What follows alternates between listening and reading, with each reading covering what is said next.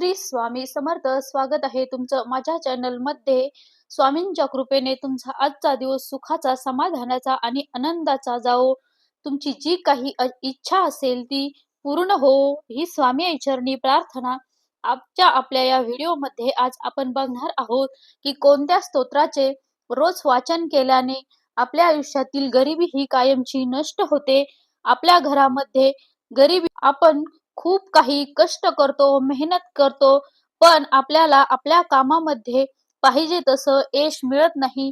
आपण केलेल्या कामाचे आपल्याला पाहिजे तसे फळ मिळत नाही. जरी एखाद्या वेळेस आपलं जे काही आपण काम करतो त्या कामामध्ये आपल्याला यश आणि विजय मिळत असेल, पण घरात आलेला पैसा टिकत नाही. पैसा हा विनाकारण आजारामध्ये किंवा एखाद्या काहीतरी गोष्टीमध्ये खर्च होत जातो. म्हणजे घरामध्ये पैसा चारी बाजूला आला तर तसाच तो खर्चून जातो. जो पैसा घरामध्ये टिकत नाही किंवा त्या पैशाला आपण केलेल्या कष्टाचं फळ आपल्याला मिळत नाही, तर अशामुळे अशा घरामध्ये लक्ष्मी माता ह्या वास करत नाही. लक्ष्मी मातेचं तिथं वास नसतो आणि त्या घरावर लक्ष्मीची कृपा नाही, हे जाणून घ्यायचं असतं. तर माता लक्ष्मीची आपल्या घरावर अखंड कृपा राहण्यासाठी, आपल्या आयुष्यातील आपली गरिबी नष्ट होण्यासाठी आणि घराची खूप प्रगती होण्यासाठी आपण या स्तोत्राचं वाचन जर केलं तर लक्ष्मी माता ह्या आपल्यावर प्रसन्न राहतील. प्रत्येक व्यक्तीचे कल्याण होईल. आपल्या मुलाची, आपल्या पतीची, आपल्या घराची आर्थिक भरभराट होईल. व्यवसाय असेल तर व्यवसायात सुद्धा खूप प्रगती होईल. आपली काहीतरी घरामध्ये कामं असेल, शेती असेल, चांगले उत्पन्न मिळेल आणि माता लक्ष्मीच्या कृपेने ह्या सर्व गोष्टी, आर्थिक समस्या विषयीच्या गोष्टी घडत असतात. आर्थिक समस्या जर दूर करायची असतील, तर घरातील पैशाच्या अडचणी जर आपल्याला सोडवायच्या असतील, तर लक्ष्मी मातेची कृपा आपल्या घरावर आणि त्यांची पूजा आणि त्यांना एखाद्या स्तोत्राचं पठण जर आपण केलं, तर माता लक्ष्मी मंत्र स्तोत्राने, तेवढ्या पूजेने देखील राहत नाहीये. मग माता लक्ष्मीच्या पूजेमध्ये लक्ष्मीचा फोटो असेल तर पहिली गोष्ट लक्षात घ्या की माता लक्ष्मीचा फोटो हा कधीही उभा नसावा. उभा टाकलेली लक्ष्मी माता घरामध्ये टिकत नसते. अशा फोटोच्या मूर्तीची पूजा केली तर लक्ष्मी घरामध्ये वास करत नाही.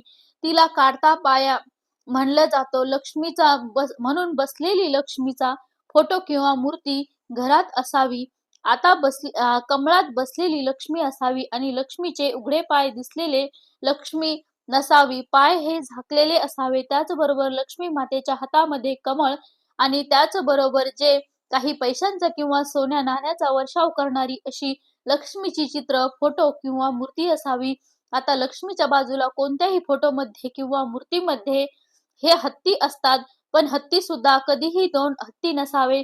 4 हत्ती असलेली आणि सोंडीने लक्ष्मी मातेवर पाणी टाकणारी अशी जी फोटो किंवा प्रतिमा किंवा एखादी मूर्ती असेल तर तशी ती घरात असावी. यामुळे लक्ष्मीची कृपा अशा फोटोची आणि अशा चित्राची आपल्यावर कृपा होते. लक्ष्मी माता प्रसन्न होते आणि आपल्याला कृपा आशीर्वाद देतात.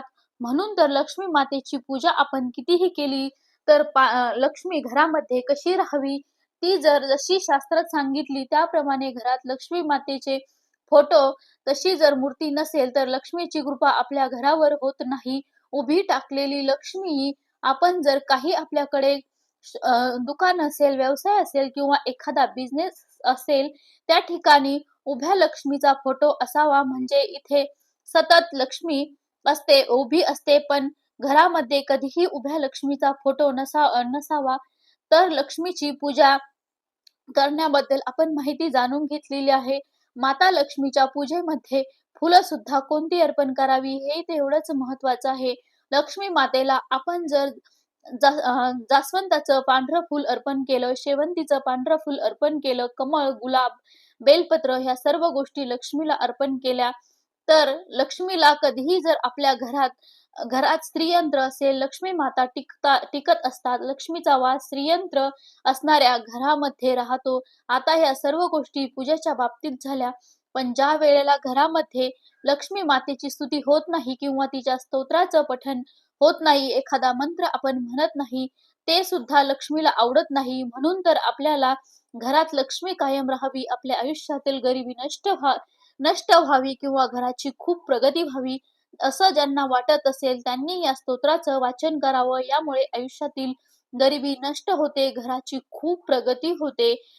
तर हे असं स्तोत्र घरातील व्यक्तीने कोणत्याही एका वेळेला दररोज दिवसातून वाचायचं आहे. हे स्तोत्र वाचन करण्यासाठी 5 ते 10 मिनिटे आपल्याला लागत असतात. कारण हे स्तोत्र लक्ष्मी मातेला अतिशय प्रिय असतं आणि आपली स्तुती कोणालाही प्रिय असते. म्हणून तुम्ही या स्तोत्राचं वाचन करायचं आहे. कोणत्याही व्यक्तीने लक्ष्मी मातेचं हे स्तोत्र जर वाचन केलं तर लक्ष्मी माता घरामध्ये टिकून राहतील आणि आपल्या घरात सुख संपत्ती नांदेल. आपलं घर सुख समृद्धीकारक बनेल.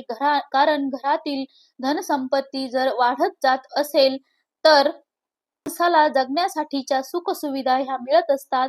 तर आता लक्ष्मीची स्तुती आणि माता लक्ष्मीचे स्तोत्र आपल्याला वाचायचे आहे. हे स्तोत्र म्हणजे कनकधारा स्तोत्र आहे.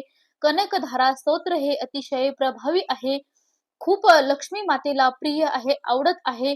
म्हणून कनकधारा स्तोत्राचे आपल्याला पठण करायचे आहे. मार्केटमध्ये जिथे धार्मिक स्टॉलवर जसे धार्मिक पुस्तके मिळत असतात त्याचप्रमाणे कनकधारा स्तोत्र हे स्तोत्राचं पुस्तक म्हटलं तर एक छोटं पुस्तक मिळतं आणि तो वाचण्यासाठी फक्त 10 मिनिटेच आपल्याला लागतात. या कनकधारा स्तोत्र संस्कृत असं दोन्ही भाषेत असतं. जी भाषा आपल्याला जमेल त्या भाषेमध्ये आपण या स्तोत्राचं घरामध्ये एक वेळ वाचन करायचं आहे. आपल्या घराची खूप प्रगती झाल्याशिवाय राहणार नाही. आपल्या घरामधील गरिबी ही खरंच दूर होईल, नष्ट होईल. आपल्या घरात जर 18 वर्षाचं दारिद्र्य असेल ते सुद्धा संपेल.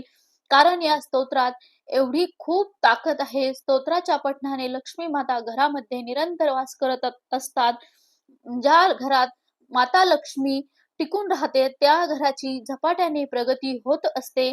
जोरदार प्रगती त्या घराची होते. घरामध्ये अनेक व्यक्ती असतील तर तेवढ्यावर लक्ष्मी मातेची कृपा राहते. मग आपली शिक्षणात असो प्रगती होते, घरामध्ये प्रगती होते, व्यवसायात प्रगती होते, मुलामध्ये प्रगती होते. आपण जे काही कष्ट करतो आपल्या घरातून पैसा विनाकारण जात नाही आणि तो टिकून राहतो. म्हणून तर आपल्या घरामध्ये लक्ष्मी मातेचं हे कनकधारा स्तोत्राचं वाचन अवश्य करावं. आता ज्यांना कनकधारा स्तोत्र वाचन करणं शक्य नाही त्यांनी कनकधारा स्तोत्र हे मोबाईलवर ऐकवा. फक्त आपण हे स्तोत्र ऐकलं तरीही आपल्याला त्याचं फळ मिळेल. आपण आपल्या डोळ्यासमोर आणि आपल्या मनामध्ये लक्ष्मी मातेचं चित्र उभं करावं आणि आपण हे कनकधारा स्तोत्र ऐकावं किंवा वाचावं. आपण वाचन करण्याचं सुद्धा फळ आपल्याला ऐकण्याला मिळते. तर व्हिडिओ आवडला असेल तर चॅनलला लाईक, शेअर, सबस्क्राईब करा आणि व्हिडिओ बघितल्याबद्दल खूप खूप धन्यवाद. श्री स्वामी समर्थ.